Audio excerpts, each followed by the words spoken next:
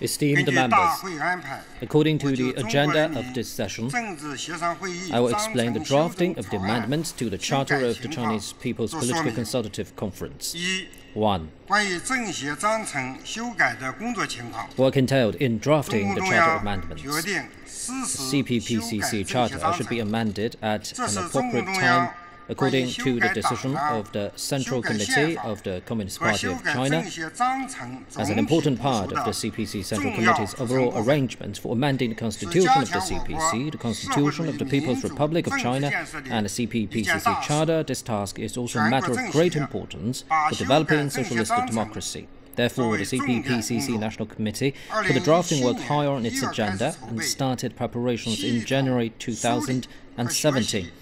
We systematically examined and studied the major plans of the CPC Central Committee with Comrade Xi Jinping at the core on the United Front and the cause of the CPPCC, reviewed the experience concerning the CPPCC's work from both before and after the CPC's 18th National Congress, and conducted research on significant theoretical and practical issues.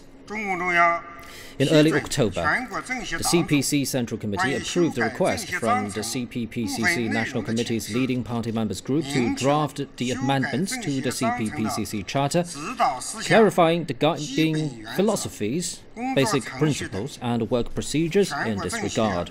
The CPPCC National Committee set up a drafting group led by Comrade Yu Zhengsheng. On October the 10th, this group held a meeting at which the focus and basic requirements of the drafting work were made explicit, and a work plan was laid out for the next stage. On November the 1st, the decision on amending the CPPCC Charter was deliberated and approved at the 23rd meeting of the Standing Committee of the 12th CPPCC National Committee. On November 1st, the CPPCC National Committee issued a circular to CPPCC committees of provinces, autonomous regions and municipalities directly under the central government, the central committees of the democratic parties and all China Federation of Industry and Commerce People's Organizations, special committees of the CPPCC National Committee and all CPPCC members requesting their input. In the second half of November, Comrade Yu Zhengsheng held 6 special discussion sessions in Beijing, during which the vice chairpersons attended in turn to seek comments and suggestions from all sides. On November the 30th, the CPC leading party members group of the CPPCC National Committee studied and discussed the draft amendments.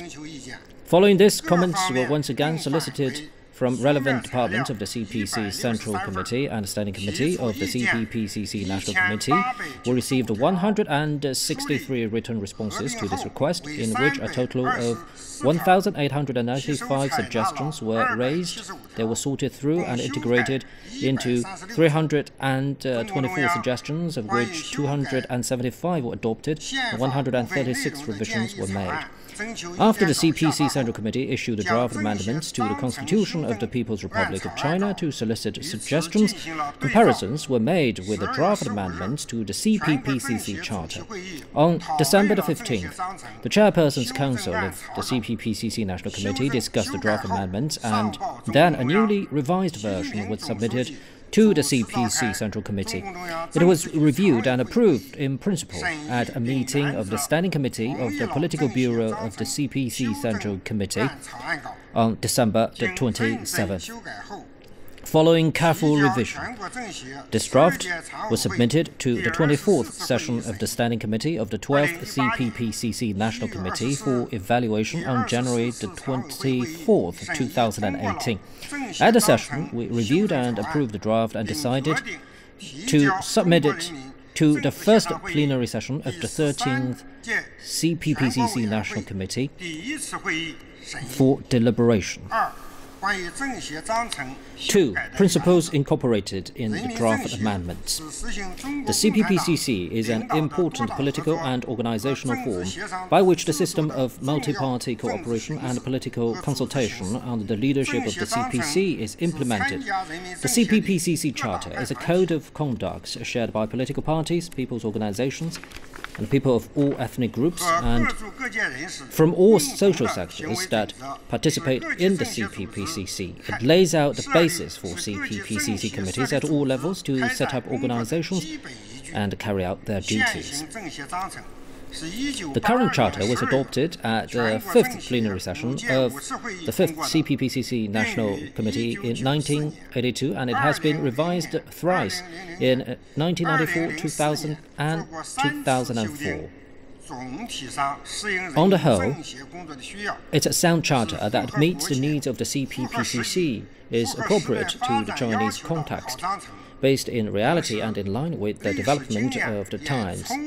In addition, experience fully demonstrates that only if the CPPCC Charter continues to adjust to new circumstances, draw on new experience, reflect new advancements, and lay out new regulations, can it better spur the work of the CPPCC. Ratified by the CPC Central Committee, the draft amendments to the CPPCC Charter shall adhere to the following principles. First, taking Marxism-Leninism, Mao Zedong Thought, Deng Xiaoping Theory, the theory of free represents, the scientific outlook on development, and the Xi Jinping Thought on socialism with Chinese characteristics for a new era as guiding philosophies.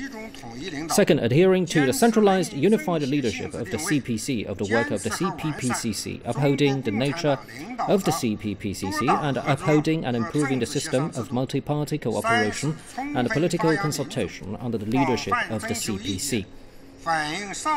Third, giving full play to democracy, soliciting a wide range of opinions and working to embody the CPPCC's theoretical, practical, and institutional innovations made since the previous revision, above all those since the 18th National Congress of the CPC. Fourth, conscientiously acting on Xi Jinping Thought on socialism with Chinese characteristics for a new era, and revise the constitution of the Communist Party of China adopted at the party's 19th National Congress, and keeping in consistency with the content and major concepts of the draft amendments to the constitution of the People's Republic of China. And fifth, ensuring overall consistency of the content of the Charter by not making changes unless necessary, and only once consensus is established, with all sides not making changes unless they are urgently needed and not making challenging changes based on underdeveloped ideas. 3. Main amendments to the CPPCC Charter.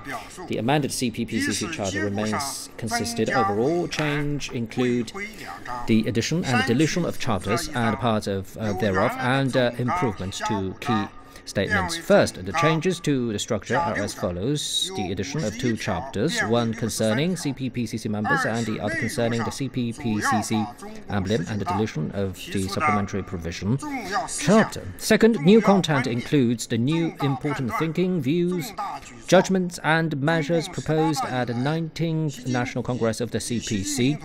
The major decisions and plans concerning the CPPCC's work made by the CPC Central Committee with Comrade Xi Jinping at its core since the party's 18th National Congress, and the CPPCC's achievements in theoretical, practical, and institutional innovation. Point 1. Main revisions to the general principles. 1. In paragraph 5, the scientific outlook on development and Xi Jinping Thought on socialism with Chinese characteristics for a new era have been incorporated into the guiding philosophies. Second, in paragraph 5, the major political thesis that as socialism with Chinese characteristics has entered a new era, the principal contradiction facing Chinese society has evolved, has been included.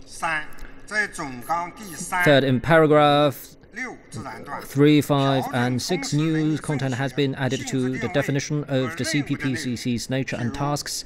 These include the addition of The CPPCC is an important component of China's governance system and an institutional arrangement unique to China, following the three sentences on the CPPCC's nature.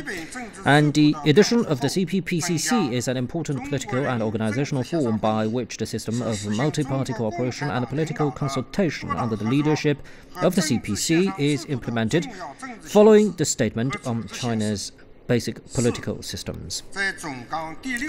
Fourth, following paragraph 6, content on socialist consultative democracy has been added, forming a separate paragraph which reads, "Consultative democracy is a model and a strength unique to China's socialist democracy. The CPPCC is a major channel for socialist consultative democracy, and its committees are specialist consultative bodies.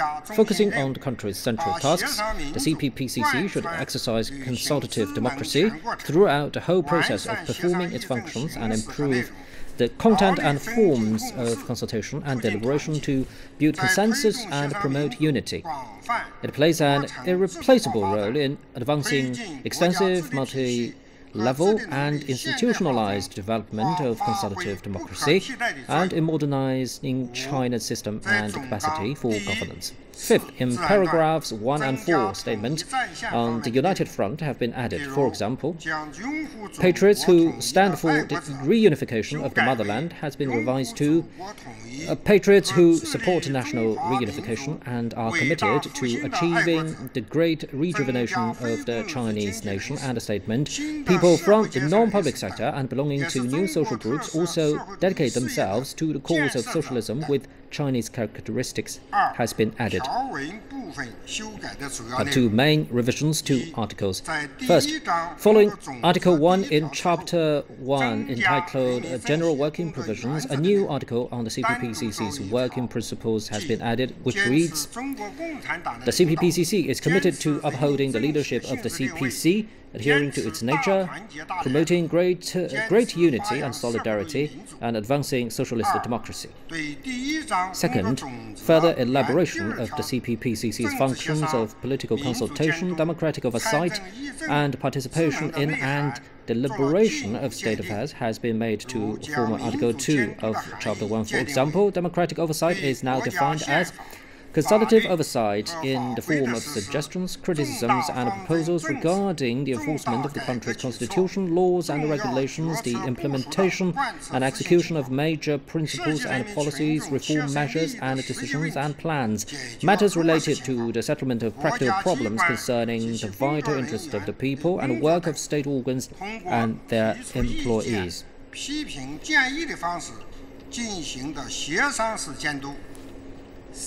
Third, a new article on formulating annual consultation plans and improving the structure of political consultation and deliberation has been added, which follows the former Article 2 of Chapter 1 on the CPPCC's major functions, and reads, "The CPPCC National Committee and local committees should formulate their respective annual consultation plans. Items on the agenda of the special meetings of the Standing Committee and the special consultative meetings and important items on the agenda of other forms of consultation should be incorporated into the annual consultation plans, ensuring that the forms of consultations are commensurate with the topics. The CPPCC committees should use a variety of means by integrating consultation, oversight, participation and cooperation as one, and further refine the structure of consultation and deliberation, in which plenary sessions of the National Committee play the leading role, special meetings of the Standing Committee and special consultative meetings play an important part, and consultative forums, consultative meetings with party and government departments, and consultative meetings on handling of proposals are regular procedures. Fourth, new content has been incorporated into the former Articles 3, 4, 5, 7, 8, 13 and 16 of Chapter 1 on economic, political, cultural, social and ecological advancement.